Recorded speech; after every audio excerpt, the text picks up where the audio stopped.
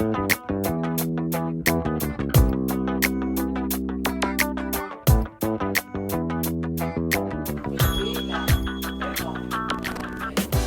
it's sort of like, yeah, and I think beef is from any meat. You want to know what went into it. I think is a good idea.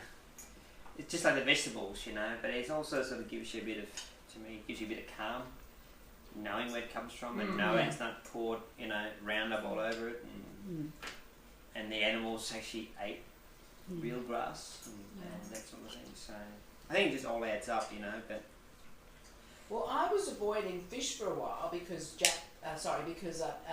I've been hearing about the mercury in it, and then I listened to Jack Krause and I'm thinking, I'm eating fish. How big it is. I heard, and not him, but just someone on the radio the other day saying we shouldn't be worried about all of that. Yeah, I heard about it. He explained that. Yeah, so he used to be a dentist, and he said you should leave your. I had all my bloody amalgams taken out, and he said you shouldn't do that. Not to me personally. But he said, what's the problem? Exactly. He said you make it volatile. And, you know, holy moly. Like asbestos. You leave it alone. yeah, I thought I had that done, so but anyway, nice. yeah. It's,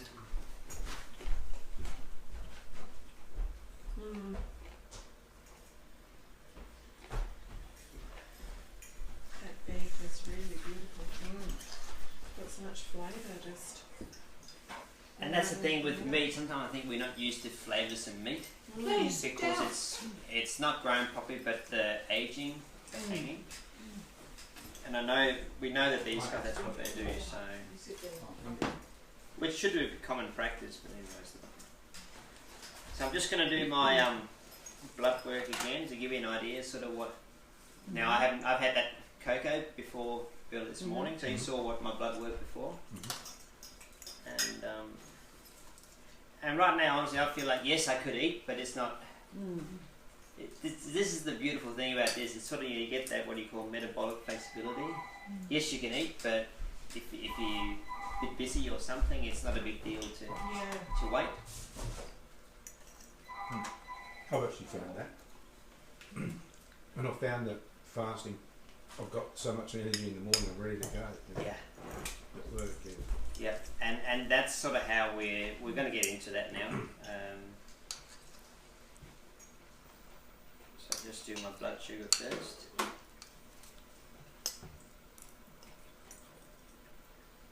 So 5.2. So you know it's pretty much the same. Yeah, it was 5.4, 5.3, 5.2. They're pretty stable. You haven't eaten anything else? No, and see, normally you'd be getting low blood sugar and you'd be, well, but I'm obviously metabolising something, either my glycogen stores, that's cool, or from the glycerol in my fat tissue.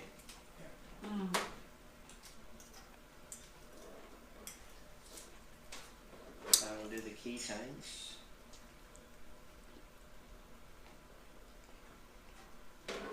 My daughter doesn't eat at certain times. She starts getting shaky and all the symptoms of hypoglycemia. Yep, and that's what you, and that's a problem. See, now I'm 1, so I've about to drop a little bit. But see, this is what I'm starting to notice with me now. If I don't eat, my body sort of levels off because I don't think it wants to tear into my body fat anymore. Well, you haven't got any. That's why I'm below 6%, you know, at an age of 42, and I don't think I've ever been below 6% when I was born. You know, well, pretty fat when you're born, but you know what I mean? Like so I'm actually at that level there. It will still work, it'll still do it, but it will actually start to slow my metabolism. But it's still, to maintain a blood sugar at that level, you know, that and a ketone at 1, I'm putting out a lot of energy. You know, and I haven't eaten today. I had that little bit of fat this morning, so. But you're obviously burning some glycogen because you're still. Yeah, exactly. And if it's not, it doesn't really matter where it's coming from. It's coming from my liver, or it's coming from glycerol or fat. It's good either way. It's all good. Yeah. But the thing is, I maintain that I haven't eaten. I've had maybe 300 calories, 400 calories of fat this morning. That's it. You know, it's now almost 2 o'clock in the afternoon, and my blood sugar is just like that. So something is supplying that. Yeah. If you had a piece of toast with jam on it this morning, would have been a different picture, wouldn't it?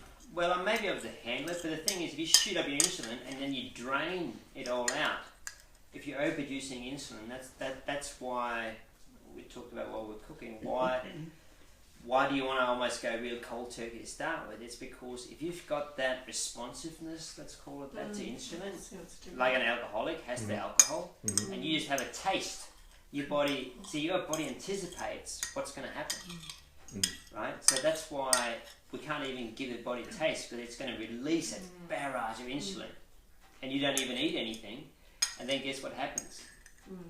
You go hypoglycemic, you store whatever you have as body fat, and now because your insulin is high, you can't, you're not going to release glucagon.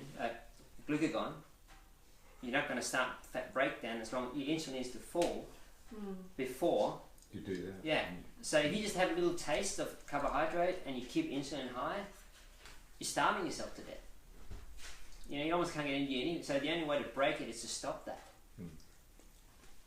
If someone is diabetic, starting to go low carb, high fat, and they get that, what is the best thing for them to do? Is to steer away from having something, a carbohydrate, and to just let it ride? Yeah, because you really can't throw carbohydrate. Will always be a solution, but it'll be a temporary solution. It'll stop you in your tracks towards fat breakdown. Just remember this: every time insulin is high, you stop fat breakdown and you fat storing. So, was your question then, what's the quick fix for Well, I it? would imagine that you would panic thinking something bad is going to happen to you, but something bad is not going to happen to you. You're better off actually sitting down and writing it out. Well, it's only if you can. See, if I have a hypo, because I have the hyperinsulinemia, like off the scale, it's like 1,000, like nowhere near normal, like really chronic. If I allow that to happen, it'll just keep crashing, and I've got as low as 1.8, and that's not far from being in a coma. And my Are you anxiety diabetes 1 or levels. 2? Sorry? Are you diabetic? No, I'm 1? not diabetic.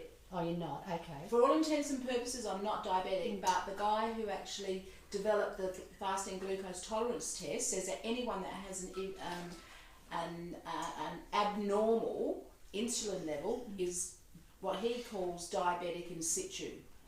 So if you want to listen to him, he's quite interesting. The Fat Emperor interviewed him, and his name's Professor Kraft. He's 95 years old.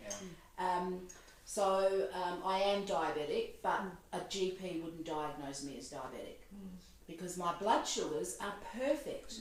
My blood sugars are low, like really low, but if I have carbohydrates, it throws my insulin up so high that then my blood sugar, my glucose levels dive, and then I go into full hypo. And see, that's where I've been at 1.8 too, and I was fully functioning and driving. God. But this is in the context of my ketones were 3. Yeah. See, this is what medical science won't accept, that ketones are ulterior fuel, even though clearly we're going to go through it now. Yeah. See, I woke up, I was driving down here, and I drove from New South Wales to here. It took 3 days, and I didn't eat the whole way. Driving, you're driving 10, 12 hours a day. And I woke up the last morning with the blood sugar of, maybe 1.8, it was 35. I was very sick though, that was when I had that food poisoning. But see, you really can't compare our two physiologies, because that 1.8 was happening in 2 different physiologies. One could produce ketones, the other one couldn't. That's the difference, and that's why we can't just say, oh, it's like this, and it's like, low blood sugar is fine if you can produce ketones. That's right. Because it's, end of the day, it's fuel flow. You need to maintain the fuel flow. So everything's in context. That's why we can't just these blatant statements. But it's a good point. But there is, I assume, without knowing any more, that that's what's going on with you. A little bit the same what Tim Noakes talks about. His liver will just keep, spitting out glucose no matter what, and just amplifies it if he has carbohydrates. So there are genetic things, and that, but still, he even says, look, this is a solution, absolutely. Since if I fast, I can handle fasting when I've done it, seriously. and I can handle any amount of fat and protein. I think less protein though, now that I know more about gluconeogenesis. I'll stop, I've dropped that significantly since I did Atkins in 2001. Yeah. But this absolutely controls my blood glucose level. Yeah. Absolutely. I've even been in contact with a few type 1 diabetics on Facebook, back and forth. And one guy said, look, I control it completely with a ketogenic diet. Oh, yeah. But you still got to understand, and we're going to get into the mechanism now, so let's get into... Anyway, that was a bit about the food. So you sort of get an idea of what it is, what it tastes like, even, where to get it. And look, it's the thing. There's no portion size. The thing about, well, how much should... Yes, you can overeat. It's going to be challenging to sit down and overeat. Because you get so much fibre, right? It's that you can only fit so much in your stomach at any one time. Yeah. So don't worry about that for now. You'll find the portion where I roughly now know my breakfast. It's roughly about that. Yeah. I don't just sort of we are reasonable, intelligent creatures. We do know roughly what we normally eat. So, but you'll find just what I can say though is pay attention, because. And just follow your hunger, because we do eat by habit. I'll make the same size every day, even though I may not be exactly the same as that hungry. You know how we always say, "Oh, I shouldn't eat that last little bit." If we really paid attention, we would have. Oh, I'm actually full now. I'm just going to stop. Yeah. And there's half a plate left. Well, have that for breakfast. Done. So that's all I can say is just try to pay attention, but don't worry about it. Just don't worry about it. If you sit there and gorge on green salad, you'll be fine. I promise you. Okay, so dinner, we talked about how dinner is really, there's what you're having now. You could do other roasted vegetables like Brussels sprouts. We talked about capsicum, it's really nice. Asparagus. And then we nearly always have a green salad. And something you can crumple, like some feta cheese on top of that. But the base of it is still this. Above ground vegetables, mainly end in green, except red capsicum. Red, obviously. That's why it's called red capsicum. And then fat. Any kind of fat. Just obviously not the corn oils and the canola, and just stick to those animal fats and the high saturated fats like olive oil and coconut oil. Yeah, definitely all vegetables oil, all that crap. I mean, we would go into all that why, but just look, just don't eat it. It's not. There's nothing in it except crap, so we're going to get to this. I'm going to show you dessert. I'll ramble on a little bit more. But basically you're trying to do the same thing with dessert. High fat, but we'll come back to that. So how do you do this? Well, rule number 1, don't make it hard. It does become hard to see rule number 1. And I think we should laugh and everything's good, but it's just, if it becomes hard, just don't make it hard. That's why I try to make it sort of a bit chaotic in the kitchen and a bit, even showed I didn't even clean anything or prep anything, because I want to show you this is how you can come home from work and have an amazing meal in half an hour, and enjoy it. And if there's two of you helping each other, it's just really not a strain. So what's a few guidelines to follow? To get started on this, you'll replace breakfast with a fat drink. That's what I would do to get started on this sort of protocol. But eat unlimited green vegetables and fat. And even if you do overeat, you're getting in so much fibre, it's going to be hard. You just cannot almost get to the stage where you're storing fat from eating that. You just cannot almost do it. Go easy on the protein size. I mean, I think you'll find it naturally. You won't desire it, but just try to maybe portion size it. So, 150 grams of meat. That's all I really need. Once a day. That's the total day. Well, I would have 2 eggs on my. I try not to have too much protein early in the day, because you're just trying to run your body on fat all day, and then give it the building blocks, which is protein, at night. Because you just wanted to, you really just try. it makes sense from an evolutionary point of view too, that during the day you're expending energy, right, for your gathering or fighting or whatever you're doing. And then at night is when you calm down, then we need to repair. And protein is mainly to repair muscle, right? So you really have all that repair substrates.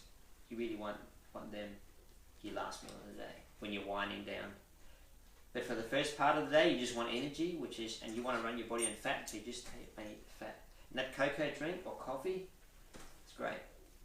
And the further you can push out, even I say replace it. I was going to say push out breakfast, but try to replace it with just a fat drink, because you'll find that the longer you can go, we're going to get into fasting. When we wake up in the morning, that's when we're actually on a high fat burning state already. But we only break, but can you see, as soon as we go and have our carbohydrate breakfast, bang, we turn off the fat burning, because insulin goes up, and we go into fat storage. The opposite of what we want. But if we just do nothing, or eat fat, we'll just keep that going. Mm-hmm. And the beauty about something like the MCT is that it can bridge that gap, because you're not really good fat burners yet. Your body's got the machinery to do it, but it just needs to be retrained. What the MCT is, and any fat, because you say, well, I want to release this fat and just start living off this, which you will, I guarantee it. But MCT is the most easily digestible fat.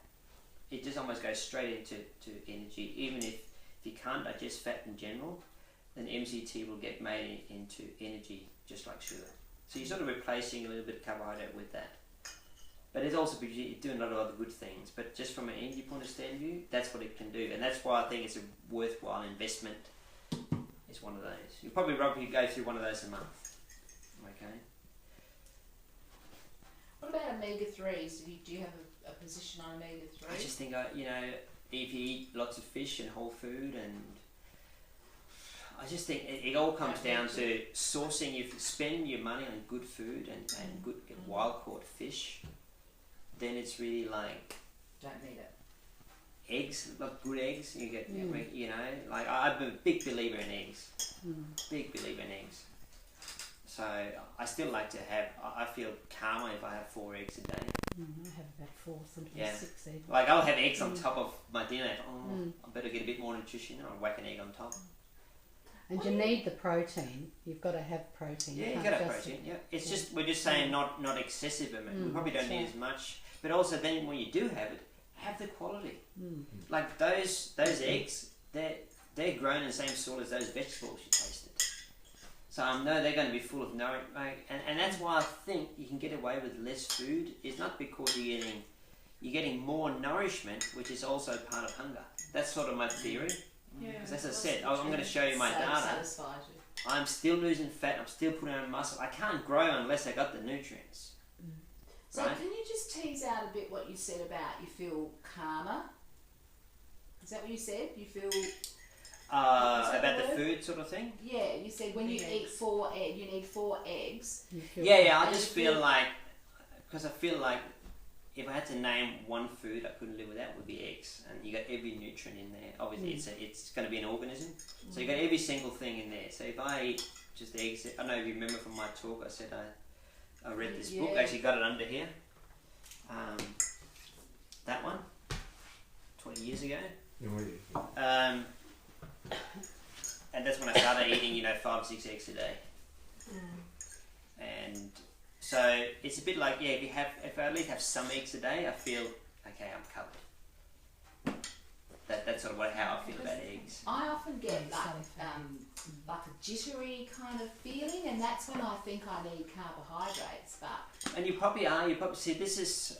Let's try and get a bit more into it, because a lot of those questions are going to get answered here, I think.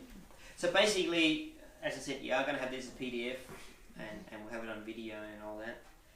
But yeah, look, very sort of loose, simple rules. And eat until fairly satisfied, because sometimes we feel something in the stomach, we can stuff it down, but then I overate. But sometimes it just takes a bit for that feeling to manifest itself, and then actually okay now. So that's what I say, look, I think I'm about done now. You know, have a bit of a break. If you're more hungry in 15 minutes, I'll eat some more, but otherwise it's fine. There's more food up there. Okay. Still something. Thank you. Alright, so real food and low carb, high fat will get you far, but fasting ketosis will get you even further. So if you just do what we're talking about now, you'll be sweet. Okay, you'll get there. This is like understanding a little bit more, and there's also a few more things we can do. So fasting and ketosis. So what is fasting? Well, fasting is abstaining from all or some kind of food. And starvation is when you don't eat for long enough and you'll die, basically. So it's malnutrition, severe deficiency. But the thing of fasting is like, it's just the early stages of, obviously you don't stop eating and die, right? You abstain, and then you abstain for long enough, it becomes starvation. So it's like a scale. So it's just like but when you start not eating, the body will interpret that as, ooh, lack of food, and it's going to probably start the same mechanisms in the body of the hormones and so on. Just like we talked about when you eat carbohydrates, ooh, we've got to release insulin to control the blood sugar. It's always trying to keep you alive, okay? Mm-hmm. And it's primal, remember that. So it's okay to fast, basically, but we don't really want to be starving, okay? So this is just a little bit more about, you know, starvation is really malnourishment or undernourishment, or even dying from not eating. But if we look at again, we go back to a basic anatomy book. This is my anatomy book from 2000. We can see that the word starvation actually comes up. And I didn't see, but it actually, if you look up in the corner, we're going to see that in a minute, by the muscle, it also says starvation. So it seems like there's something to do with basic anatomy and starvation, and it's a normal thing. It's an inbuilt mechanism. So what I'm saying there, fasting will mimic the body's responses to early starvation. Or what would the body do when there's no food? And we saw about how before it can release fatty acids and glycerol to make energy. And it's an absolutely normal process.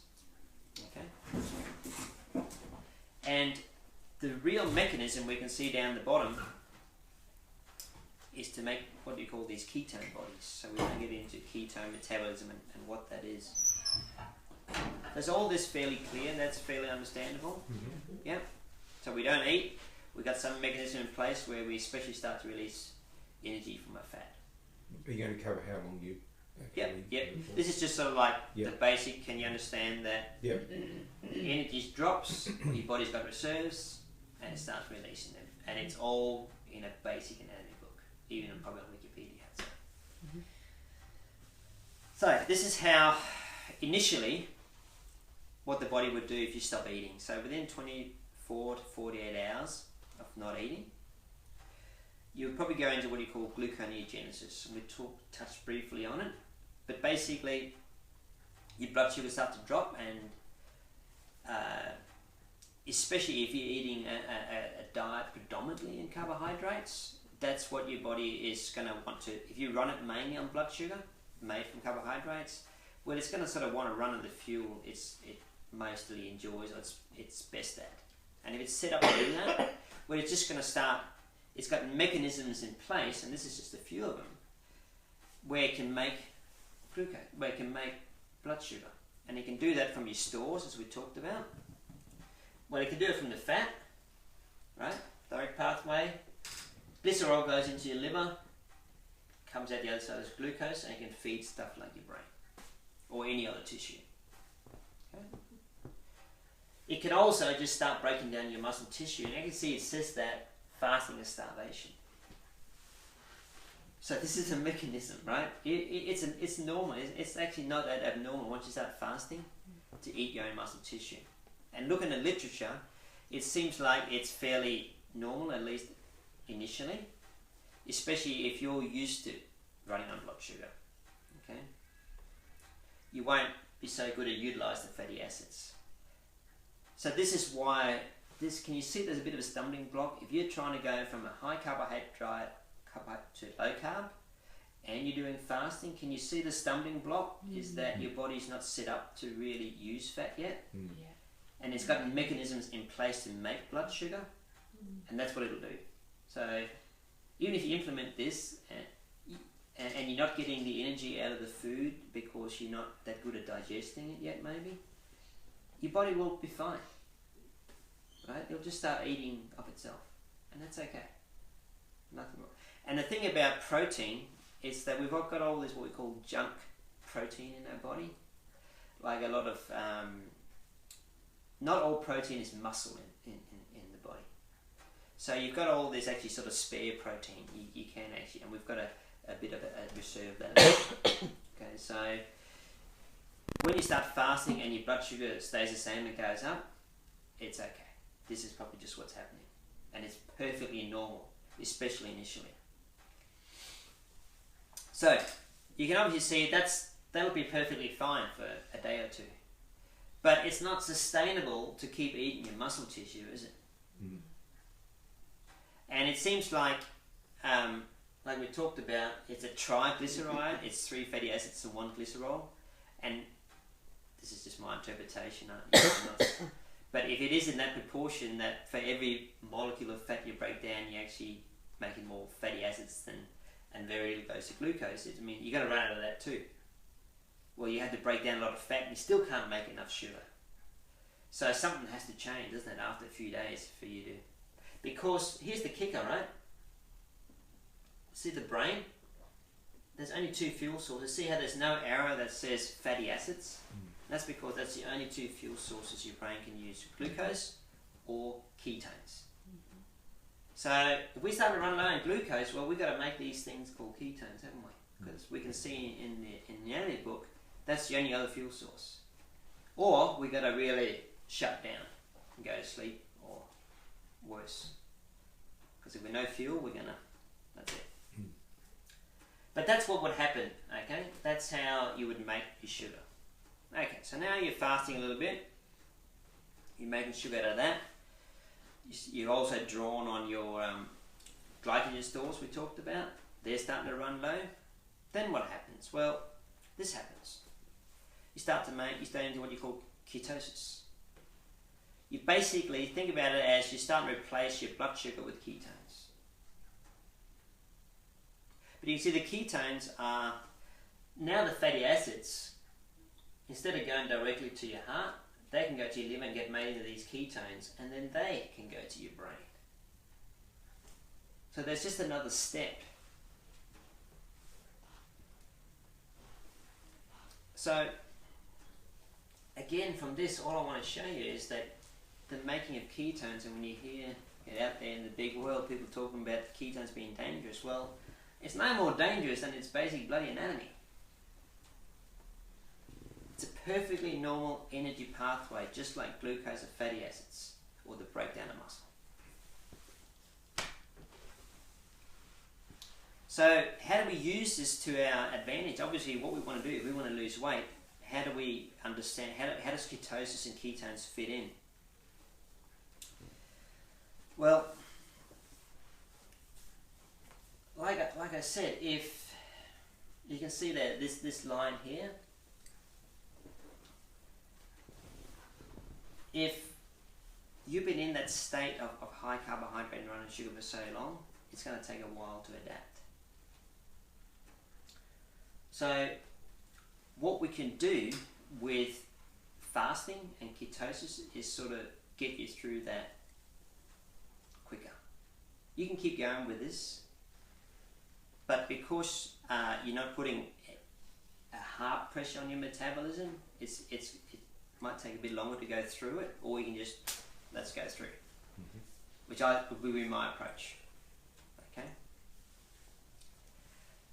Because fasting, we just make all this happen quicker.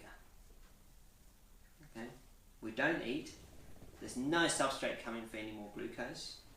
And we do it right, we're going to switch onto this, and then we're fine again. Anybody get what I'm saying there? Is that, we're going to talk more, but does that make sense so far? So basically, I said down here in a nutshell, fasting gets your body in a state of fat breakdown quicker. That's how you can view fasting.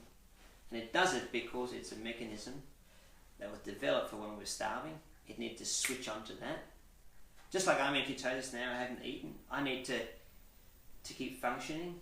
You know, I can't have that lag time between, you know, going from my carbohydrate metabolism to over to ketosis. You know, I just got to have a smooth transition and not miss a beat. If, you know, for say doing a presentation like this. Now, the difference with me is I'm just in ketosis the whole time because I only give it fuel for fat metabolism. But can you see how actually if your body functioned properly, you could be eating, say, you know, reasonably high carbohydrate diet and you're running on glucose, but it's not extremely high, it's just, say, healthy. And then, all of a sudden one day it dries up and you can't eat for 24 hours. Well, you'll have that little bit of gluconeogenesis from your stores, but then you'll just switch on to fat metabolism and ketones. Providing everything works, that's how it's supposed to work. But because we've messed it up with such high levels of insulin for so long, it doesn't just switch. Now it's going to take a little bit of time, but it's there.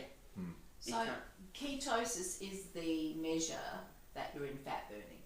You can't be in ketosis and not be burning fat.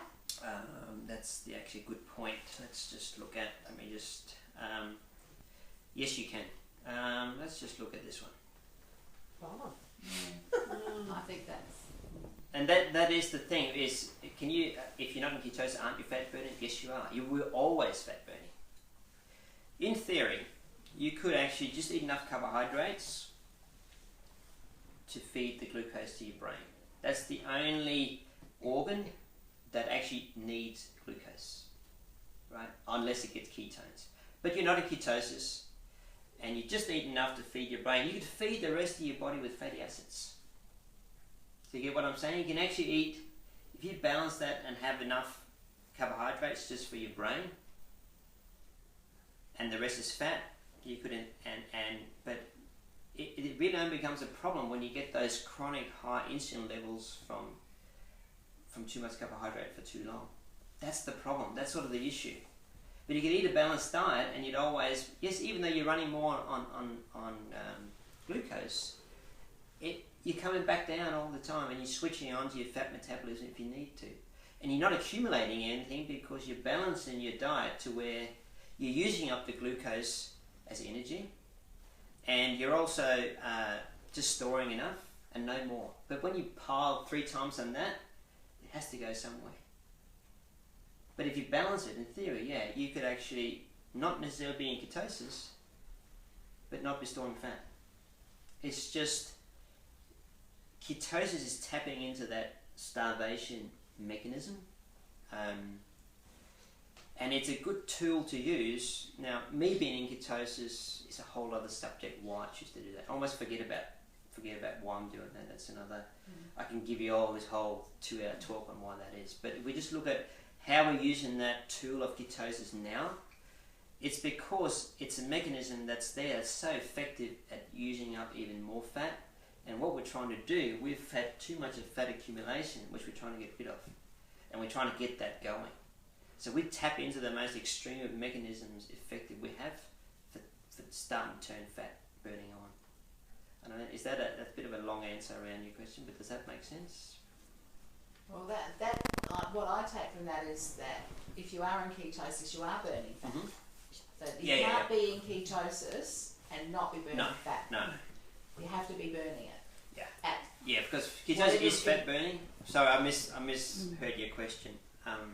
I thought you said, can you be fat burning and not be in ketosis? Oh yeah. I get that. We know plenty of people that are blessed with that mechanism. But if you are showing ketones in your blood, you should be burning The fat. only way you could be, say, manipulating that is by really ramping up the MCTs.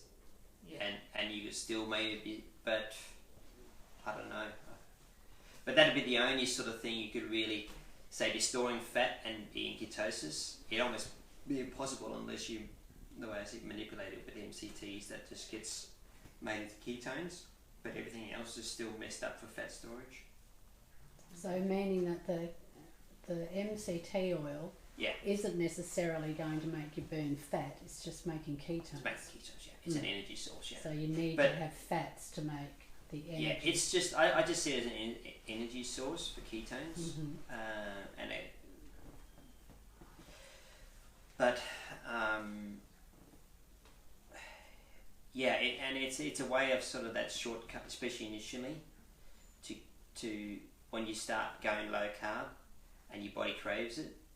There's nothing really to replace it except carbs, and that's when it can get tricky, because you can't really burn fat yet for energy, and you're not giving it carbs. So what do? Well, you slow your metabolism, but that's not really handy to go to work. So that's where you put in the MCT, which will give you that immediate energy without messing up without raising your insulin. So you see how it's all a bit of there's a few players in the field, but MCT can just, I'd say you don't even have to keep taking MCT, but at least initially I think it's a very effective, powerful tool. Meaning it helps you get over that tricky period Yeah. of adapting to fat. Yep. You've still got a way to have the energy, because you could be lacking energy, you haven't got enough fat happening yet. Yes. Okay. Your own fat MCT metabolism. is See, helping there's you enough. to We got get fat. there. We got enough stored. Yes, That's we not the can't problem. access It's the problem releasing it. Yeah. And that's what we're getting at here today. I'm going to show you the mechanism that stores it and the mechanism that releases it. And fasting taps into that starvation mechanism, which we all have, and we do that by not eating. But then we go, okay, that's good, I'll do that. But how do I, if I can't just take a week off work, how do I function? Okay. Well, understanding how it works, you use something like MCT. Because low carb, yes, but it's still carb, right? So your body's probably going to do everything it can to extract every little carb out of this food, even to make blood sugar. And it's still not going to, it's going to be reluctant to really start that fat metabolism because it hasn't done it. And the insulin is still high. But by fasting, it's a shortcut. It's brutal. Not that brutal. But, it just gets you there quicker is all I can say. Yeah. And you can see how it works, yeah? Well, obviously the aim is to be in ketosis all the time, but when you first start, is it normal to drop in and out of ketosis? Yeah. Well, because there's also, even if you get into ketosis quickly, you go, okay, I'm sweet, now this is happening, You might be spitting out a lot of ketones into your bloodstream, but you're not able to utilize them in the tissue. That's how we see how it gets a little bit complicated as we go along. Now there's a bit of sort of, those tissues just haven't used ketones maybe ever, even though they're set up to do it, so they need to get used to it. So that's the other side. So that's why we get these high ketone readings sometimes initially, and then go, but I'm still feeling, you said I was going to feel great and all this, but that's when we will be peeing them out, and you get the ketone breath, that sort of thing. But that's when you're not utilising. That's when you just get them out of your body, because they're like blood sugar. They'll be toxic in your bloodstream too. Okay. But when you utilise them, they're fine. So as you see, in my bloodstream, they're not building up. And I'm obviously getting my energy from somewhere. So that's why, that's the other side of measuring. When you're utilising them well, your numbers start to drop a little bit. But that's why I said yesterday when I sat still, I had a fat drink, sat at my computer for 2 or 3 hours, they build up to 3. Right? But as soon as I start walking around or doing anything, if I do another blood test, they'll have come back down because now they're going into the tissues. So it's all, see how it's a bit, everything's a bit of a moving target, but you have to just understand a few things. So the timing of the testing, are you going to get to that? Am I jumping the gun? No, you're fine. But that's one thing to sort of keep in mind. So am I understanding this right? So for example, I've been doing this for a long time, like for me, 18, 19 months. So I got into ketosis fairly easily. Yep. But then I didn't seem to be in ketosis much, but I was still losing weight and feeling great and everything. Yep. So it wouldn't be expected that I could get back to that high ketosis Not necessarily. reading Look, necessarily. It's irrelevant really if you've probably, everything's changed in your metabolism. Yes. Okay. Yeah, that's where, like, because I was scratching my head for a while too. Like I've done experiments with keeping my ketones higher than my blood sugar for months. A bit like what they do with cancer patients. They actually, one of the things, they're getting what they call the metabolic zone. So you keep your blood level of ketones higher or at the same as blood sugar. But the only way to do that was really just to eat once a day. So go long periods without some forcing my body onto extracting from my whatever I eat, my store, and also just to eat no carbohydrate, very low carbohydrate, high fat. It can be done and you can function, but I don't necessarily, and I did it, and I can, but whether it's desirable is another matter. If you get ketones circulating in your blood and you're eating normally, you're obviously eating a diet that facilitates fat metabolism rather than glucose. Because the only time you're going to produce ketones is basically when your brain's not getting enough glucose, right? So that's the time. That's the sort of the switch if you want to think of it. So if you can measure and you're in ketones 0.5 or whatever, then you make it. Then you are running your body on fat as well. You can't not be. You understand? But we're not even getting into fatty acid. The fatty acids themselves are really good fuel for your tissues. We just talk about sort of ketones here, but think of ketones as another fat. But it's a way of measuring whether we're in that quite high state of fat burning. Because if you are, you can't not be burning a lot of fat. Understand?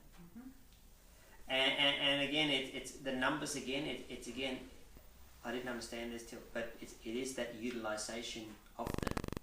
That if you eat a low carb or high fat or once a day and you're feeling good and you can feel, okay, I'm buzzing, but my readings are pretty low.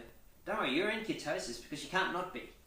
There's nothing else to fuel you, right? If you're fasting and you're feeling great, and you say, oh, my ketones are only 1, I thought I'd be 3 or 4 according to what I read. Well, if you're getting enough, yeah. Okay. If you're feeling lousy and they're 1, well, then maybe you're just having a hard time transitioning. It's just not happening. You insulin's still up in your bloodstream, chronically raised. That's why I say fasting will just get you, it'll take care of all that brutally and fast. And I'll tell you how to do that too. So, if you look up ketosis in the Oxford Dictionary, this one is actually what comes up. But I'm just bringing this up to make a point. Because you saw that version is one I put up before, on this slide before, ketosis. Condition characterized by raised level ketones bodies in the blood. It's not opinionated, it's just a factual statement, right? Now, I don't know when the Oxford Dictionary had to be opinionated, but they seem to be these days, like everybody else. It's abnormal fat metabolism. This is really what, I'm just trying to make a point here of what, make no illusions about that, like I said at the start of the day, that what we're talking about today is freaky to 99.9% of the population, right? And because this is what you see in the dictionary, which should just be a factual statement, not, right? Now, abnormal fat metabolism, so it's something abnormal, which is not good obviously, and diabetes malignant. Now, I actually thought diabetes I can never pronounce it, mellitus, was actually type 2. But it's actually just the general term for type 1 and type 2. It's just diabetes. So, you can see, if you look up, this is sort of more or less taken from, so you look up diabetes, how do you say it again? Mellitus, thank you. You look that up in the Oxford Dictionary and you see a definition of that. But they don't say, I put that type 1 and type 2 in there. They're more or less describing type 1 there, right? So if you just take that information, can you see how you can't just, this is too simple an explanation, because if you read that and go, okay, this guy mentioned ketosis, I looked that up in dictionary because I'm a factual person. You see that, okay, well, what is diabetes? It's that. Well, it's byproducts, it causes risk of convulsion and coma. Shit, I'm not going to go and do this. But can you see how it's totally out of context? And that's what it is when you talk to anybody about ketones today. It's taken so far out of context, it's only in type 1 diabetics it's a danger. Because I always like to ask the question, well, hang on. So we say that ketones, because they go sky high to like over 10 millimolar, and then we start to get worried. And therefore they become toxic in that person. That's why they're dangerous. I think that's fair enough. Okay, but you know what happens exactly at the same time that a type 1 diabetic got ketones at 10? Guess what their blood sugar are? They're about 10 as well, or 20. But we don't sort of go, oh, well, and so that's toxic. So you've got two things in the blood that are toxic, but we only vilify one of them. You get what I'm saying? We don't vilify blood sugar, even though that's just as much what's killing type 1 diabetics. But that is, you know, that is recognised that blood sugar is that high, toxic. Yeah, exactly. Sugars, not ketones.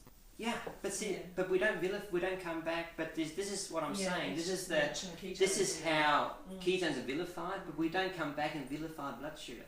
And the levels that you have to have are off the scale, and it's so rare from everything I've heard and read. It's a very rare condition.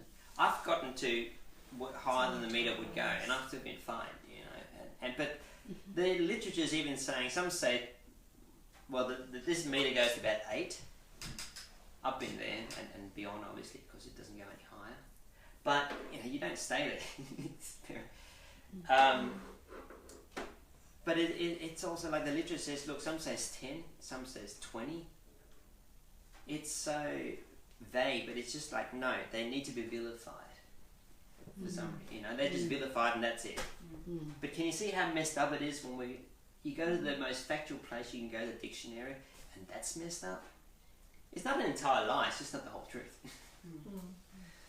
So that's what I'm just saying, that you know, it's mentioned word abnormal fat metabolism. There's nothing abnormal. It's normal. It's just abnormal to what the dogma think. Again, you look up diabesity in the Oxford Dictionary. This is what the same definition, but I've taken out what I think is dogmatic. Regular exercise helps prevent diabetes. Since when did the freaking Oxford Dictionary know about that? But it's stated like a fact, isn't it? Yes. Helps prevent, as though it doesn't matter what everybody you knows eat, that. run Yeah, out everybody knows. Exercise and you you'll should feel prevent guilty. it. So, Yeah. Oh, that's horrible. but this is the dogma that's out there. So anyway, that's a little sidestep, but it's pretty important, because I think we just need to understand exactly what's going on, and dogma and opinions is not the same as fact. I think it's changed too. It's changed enormously over the last 20 years, what we know about diabetes, and it's way more complex than we thought it was. Yeah. And I think things like the Oxford Dictionary just haven't kept up with that stuff. No, but I mean, sort of, even if my point is really here is someone like, I'm just using the Oxford Dictionary as an example. Yeah. An anatomy book, it should just be facts. Your pancreas makes insulin and it does these things because we can measure that. No more. It shouldn't be that. Well, exercise will help, because we don't. No, the jury's so out of a lot of those things. If they wrote it, exercise is thought to stimulate this and this and this. But even that anatomy book, they got the freaking food pyramid until it's just like, that doesn't even add up with what's on this page. But it's just so there's opinions coming into what should be fact, and just be very, very careful. That's why I come back to an anatomy book, but even there you got to be careful. I come back to the dictionary, but even there you got to. You know, you're not safe, is what I'm saying. So just use this one and try to, okay, when we clear it all, what are the heart logic? It's like Jason Fung says, he says, when it comes to nutrition, it seems like the cold hand of logic is excluded. You know, it just doesn't, he said, it's not used. So.